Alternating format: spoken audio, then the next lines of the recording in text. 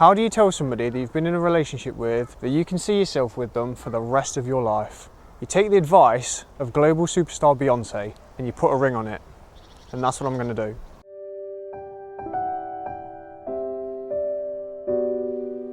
I've wanted to marry Natasha for the longest time, and this year was going to be the year that I proposed. However, in March, things decided to change. We went into a full lockdown, we couldn't go anywhere, and we couldn't do anything. The plan was pretty simple. I was going to take Natasha to the first place that we went on a date at. I was going to make a story video on how we first met. Partway through the video, I was going to go to the bar to get the drinks that we first had on that date. And I was going to talk to the bar staff and give them 4 pieces of paper that individually said, "Will you marry me?" on it. And on my cue, they would come behind us, show the pieces of paper. Natasha would turn around to be like, "What are they doing behind us?" By the time she's turned back round, I'm on one knee and the proposal happens. So as I was plotting this whole idea of what I was going to do and where I was going to do it, I needed to think of a ring. So I went into a jeweler shop and I said, "Hey, I'm looking for engagement rings." I don't know about other guys, but if you've ever gone into a jeweler's and said, "I'm looking for engagement rings," it is probably the most intimidating thing I've ever done, because they showed me like an entire range of engagement rings. They're like, "What stone do you want? What cut do you want? What shoulder do you want? What colour do you want?" I was like, "I just want an engagement ring."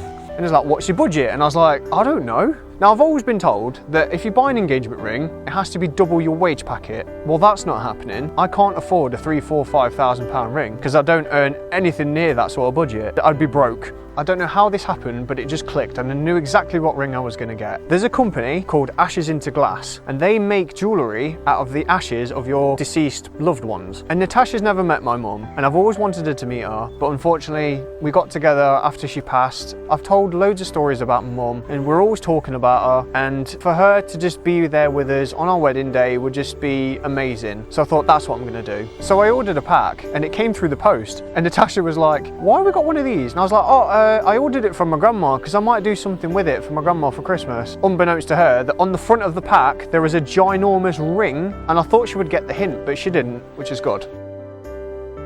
So in order to get the ashes into the ring, I need to get the ashes out of the safe that I've got in our room. So I got the ashes and I needed to tell a little white lie to Natasha. So I said to her, "There's a guy on Instagram who got this photo of an abandoned building from above with his drone. I really want to get that shot. I want to go do it." And she was like, "Yeah, okay, no problem." So I drove around to where it was, got the shot. Whilst doing this photo, I opened the pack up, opened my mum's ashes, put it in the little packet that they ask you to put it in there to send it off.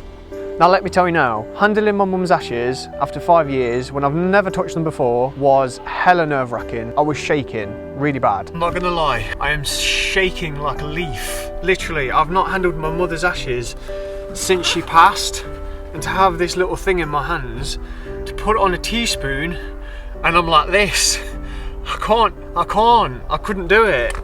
I did it, obviously, but my God, my nerves are shocked. So I put it all together, sent off the ashes, and now it's time to wait 7 to 8 weeks for them to come back.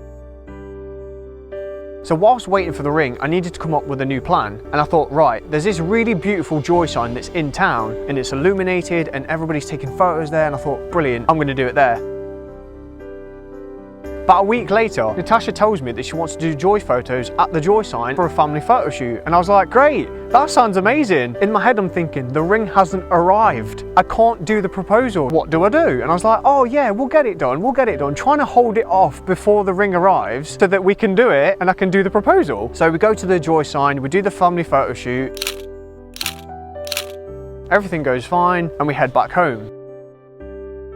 The ring has arrived. Natasha's mum has just texted me to let me know that the ring has arrived and I'm on my way to make sure that everything's there and everything's prepped for when we do the proposal.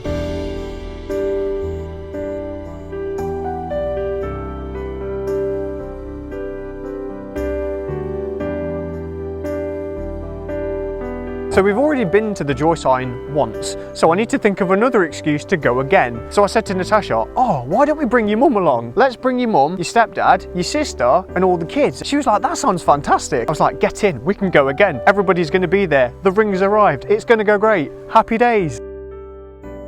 So it's currently the 19th of December. I was going to do the proposal on Christmas Day if the joy signs didn't work out, but I thought that was a bit too cliche. So I said to Natasha, right, I've picked a date. Let's do Tuesday the 22nd. Hopefully everybody's available and hopefully we can get it all done. She was like, great, let's do it that night. Now it's just to execute the plan and hopefully she says yes.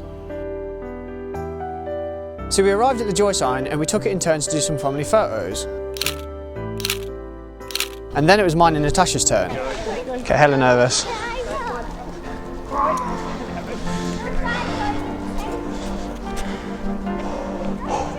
It's bloody go. Oh, is it on timer? Do you want to go just quickly do it? Me? Yeah. Natasha, will you do me the honour of being Mrs. Cavalier? Yes. Oh, babe.